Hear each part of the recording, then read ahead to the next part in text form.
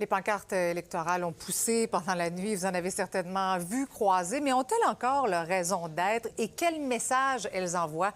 Tout de suite, j'en discute avec notre collaborateur. Salut, Victor. Salut Marie-Christine. D'abord, est-ce que c'est encore nécessaire d'afficher les couleurs, les visages des candidats dans notre paysage?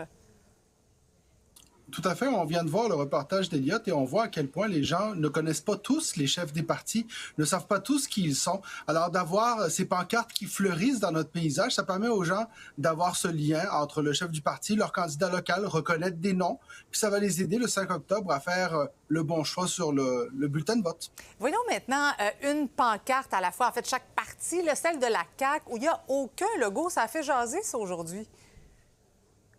En réalité, le logo qu'il y a, c'est le logo de l'équipe Christine Fréchette et du côté de la coalition Avenir Québec.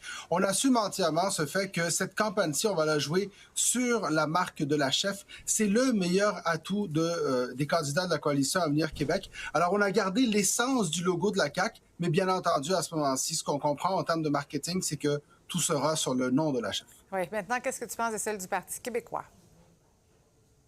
Je l'ai trouvé extrêmement visible, celle du Parti québécois. D'ailleurs, moi, dans mon secteur, ils ont gagné la guerre des pancartes d'une certaine façon. C'est les premières que j'ai vues sur le poteau. Les couleurs sont très vives, sont très attrayantes. Et ça, là-dessus, on retrouve bien entendu le bleu Québec du Parti québécois. Alors, je trouve que c'est une pancarte qui attire l'œil de façon assez efficace. Bon, le Parti libéral, maintenant, lui a décidé d'ajouter des scènes de vie en arrière-plan. Est-ce que c'est une bonne ou une mauvaise idée?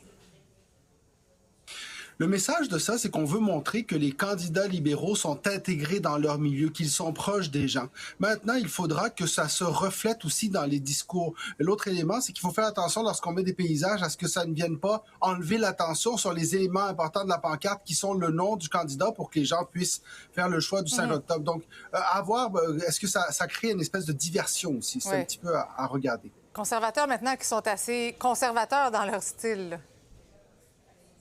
Très conservateur, mais les conservateurs ont mis le Parlement en arrière-scène et ça, pour moi, c'est l'image justement de ce parti qui cherche à rentrer au Parlement. Dans la campagne conservatrice, ça va être un élément essentiel, donc c'est ça qu'on retrouve sur la pancarte. Je trouve que les autres pancartes sont très simples, mais celle où on voit des images, c'est l'image du Parlement et ça parle.